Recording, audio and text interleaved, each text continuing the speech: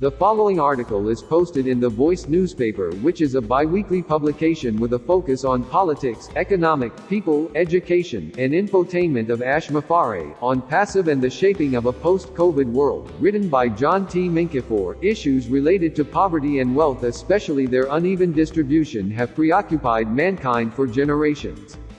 They have been generating debates, economic analyses and studies, as well as contributing to the generation of civil strife, revolutions and wars across the globe. Even the flow of development aid and the rapid growth of charity organizations have not done much in closing the poverty gap. Rather, lip service to poverty alleviation has been readily available and in abundance.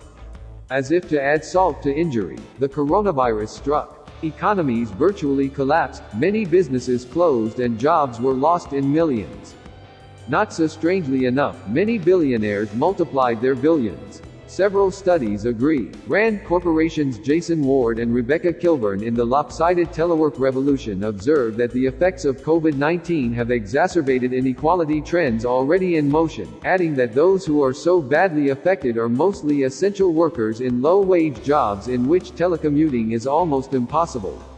Marco Hafner et al., also of Rand Corporation, describe a vaccine nationalism that is costing the global economy $1.2 trillion a year in GDP.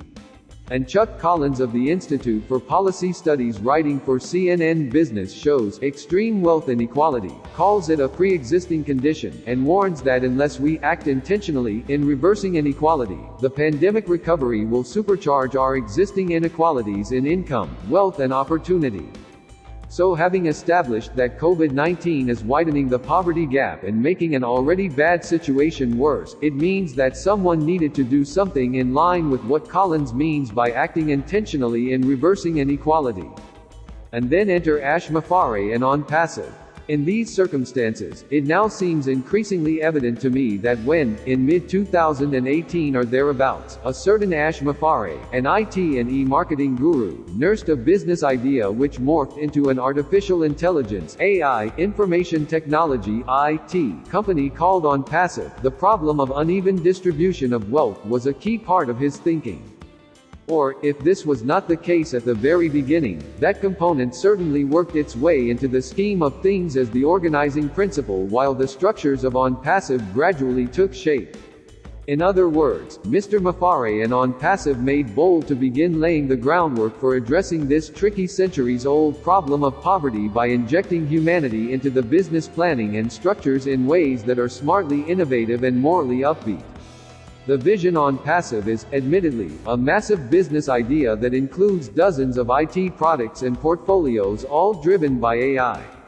Its products and services amount to a total internet solution, a one-stop shop, so to speak. A few questions inevitably arise if one must understand Mufareh's vision in Onpassive.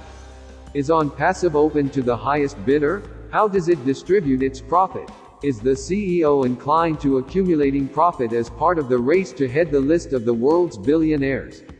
Or is he looking at other higher human ideals? Can he do business the way other big tech companies are doing and expect different results? Apparently, Onpassive's vision is embedded in these questions and shows that innovation is Mufareh's thing.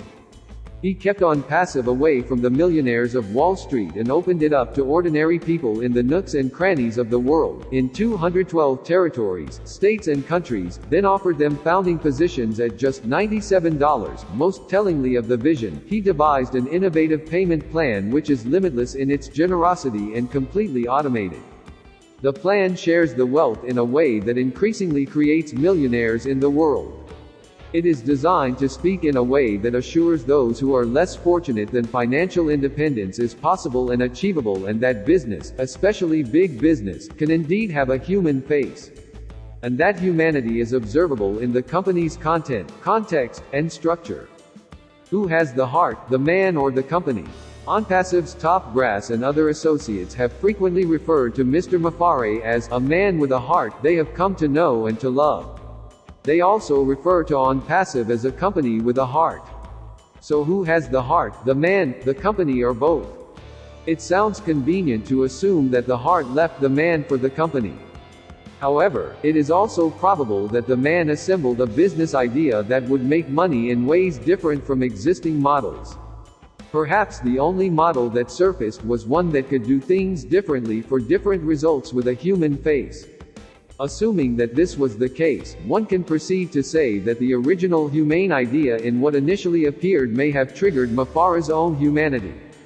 Whichever way your thinking may take you on this, what is important, even at this moment of Onpassive's pre-launch, is that the humane is undeniably evident in the man and in the company. Both the hearts of Mufareh and Onpassive shine their light of humanity on each other, and by so doing manure themselves for growth and sustenance. In effect, Onpassive has settled fairly firmly on the vision that sharing wealth with a large community of founders and resellers around the world in a fair, equitable and generous manner is much better than occasional charity and handouts. Mr. Mufareh himself has emphasized this point more directly. Accumulating mountains of wealth in the midst of generalized poverty cannot give genuine satisfaction and fulfillment. Impacting lives does, and Onpassive, with humanity already in its DNA, seems set to do just that. A paradigm shift? Onpassive is in the finishing stages of pre-launch. Will its presence be a paradigm shift? Can it influence in a significant way the manner in which business is done offline? Can it impact the world economy post-COVID? In other words, will it be business as usual? The tendency is to assume that nothing will change, considering that human nature is more keen on grabbing and keeping than otherwise. Notwithstanding the precedence that exists, I invite you to look at a few indicators that Onpassive is likely to position the world where we may witness a shift in a different direction. One of its leaders, Dr. Bill Williams, has gone as far as to say that it's like resetting the clock to point zero. Whether Dr. Williams's optimism will go full circle remains a real possibility. But it is important for us to note that in all of this, the company's size is an important factor. Onpassive is already valued as a unicorn company while still in pre-launch. There is no precedence to this record. It brings together all of what the world currently knows as IT products and portfolios, developed from the ground up using AI. Again, no precedence. It's a one-stop shop for IT products, integrated into a single sign-in, and Onpassive is the first to attempt this. Also, the company has incorporated a certain humanity into its thinking and structures that is witnessed by a virtually unlimited payment matrix and a lot more. Above all, Onpassive currently encourages and accepts founders who are essentially poor, ordinary people from all the nooks and crannies of the globe. With all this in view, there is a reasonable basis to believe that there will be a major realignment of all the IT forces already occupying the terrain. Said differently, there will be a fierce struggle for space. And such a struggle, triggered by Onpassive's entry, is what a lot of people anticipate as a shake-up of the internet, an internet earthquake, or an internet revolution. More importantly, Onpassive's human face component, evident in its generous compensation plan, is likely to be replicated around the world and in a variety of fields. Others may do it not necessarily out of their own volition, but because public pressure will mount for big companies, which hitherto hoarded wealth, to revisit the way profits are shared. Furthermore, all it takes for others to follow Onpassive's direction is for the company to show success. And I dare say that the shift will be massive. After all, the success, they say, has many friends. That's probably when the rest of the world will begin to understand Onpassive's concept, vision, and impact as a paradigm shift. CEO Mufareh has alluded to the possibility of giving birth to several Mother Teresas in several places, a reference to the possible changes that these births imply for those places and the new direction. The idea of replication is very important in reasonably understanding Onpassive as a paradigm shift, or is impacting the world economy in a direction not evident before today. An individual or company, for instance, inspired by Onpassive's model or pressured by the public to be more humane, or even just the urge to be competitive, can do so according to its size and space. That space can be a household, a neighborhood, a village, a town, a country, a sub-region, or a continent. Imagine that in the private sector the Onpassive model is replicated in all fields and spaces and across the board. And think of the drastic changes in the lives of millions of people working in the retail chains, the hotel industry, in banking, in the auto industry, the airlines, etc. Again, imagine the example of Onpassive influencing governments to be more people-friendly and to open up affordable shares with generous commissions in state-owned companies to its workers and other poor people. In addition to their salaries, the shares and their commissions will make their lives more meaningful in a significant way. Equally envisage a situation in which a mine worker in South Africa or Zambia, a plantation worker in Cameroon's agro-industrial complex (CDC), or a security guard worker in an oil company in Nigeria owning shares in such companies and receiving part of the profit they toil daily to generate. This can be huge. This can be a seismic shift in economic terms. Mr. Mufareh has repeatedly said that Onpassive is bigger than he thought, bigger than he sees, and bigger than most people can appreciate. My own testimony is that I initially intended to write a paragraph or two in anticipation of an Onpassive effect, but ended up with several paragraphs because there was an urge to keep writing in spite of what I actually set out to do. I eventually forced myself to a stop. Truly, Onpassive's potential for growth is simply incredible. Fair game. Will there be resistance to this kind of thinking in terms of sharing the wealth? Certainly. And a lot of it. Nothing good has ever come easy, nor will it ever be. Many individuals, companies, and governments are already used to grabbing and hoarding wealth and living in opulence, the oasis of widespread poverty. When criticism mounts, they do a bit of charity, sometimes seen as an elitist survival strategy. They will certainly be quick to tag plans at sharing the wealth in a more equitable way as communism or a branch of it. I call it fair game. Mufareh and Onpassive are putting in place fair game, and I am pretty sure that the rest of the marginalized world will see it as such. In the same vein, Mr. Mufareh has appealed to Onpassive's close to 500,000 founders to use part of their commissions to create Mother Teresa impacts in their communities, in short, to play a fair game. Inevitably, Onpassive will get bigger and bigger in content, quality, quantity, vision, and, above all, in its humanity. And in doing so, will more likely than not, carry along the rest of the world with it. The impact. Individuals or forces attempting to resist or reverse the Onpassive effect will find that they are facing the proverbial hydra. You cut off one of its many heads and another grows in its stead. So let's accompany it, let's move along because the opportunities provided by Onpassive are varied and extensive.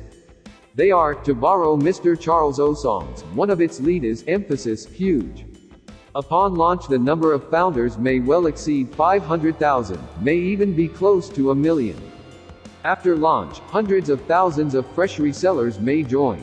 If your project on these projections by looking at the possible commissions they can get from Onpassive's generous payment structure, then you are going to see impacts that are transformative in the communities, to say the least.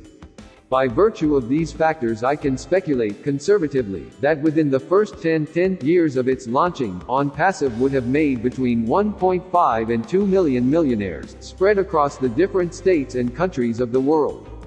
The impact of this, especially its fairly even distribution, will simply be extraordinary. This could be in far-flung villages, in cities and their slums, or even in refugee communities, and helping to improve on their education, nutrition, health, agriculture, etc. Apart from investments that boost jobs, there will be more financial independence, increased confidence, and more control over their political lives. I venture to add that the Onpassive revolution promises to be better in its results than the decades of development schemes that often ended up being entangled in the web of corrupt bureaucracies or mismanaged by government ineptitude. It also means that within the next decade, millions of founders and resellers finding themselves in the money because of Onpassive will be directly responsible for hundreds of thousands of new investors, new investments, new jobs, and new charities in the world. The moral high ground. By keeping Onpassive away from Wall Street and the millionaires of the metropolis, Mr. Mufareh is signaling a subtle indictment of the status quo, a deeply grounded statement, even a philosophical one. He is structuring the company and pointing in a new direction. The end of the beginning. It must be said in very plain terms that someone needed to take that moral bold step and address the perpetual problem of inequality in wealth distribution. He is taking the moral high ground, reminding the rest of the world that the current business model which gathers wealth into a few hands is no longer sustainable. It needs a serious rethink. In fact, money grubbing should end. Onpassive is offering founding positions that are at the reach of nearly everyone at a modest $97. Apart from that, the company is also giving them enough time to make good this modest once-in-a-lifetime out-of-pocket payment for lifelong monthly residual income. This way, Mufareh, Onpassive, and top aides believe that no one who signs up is left behind.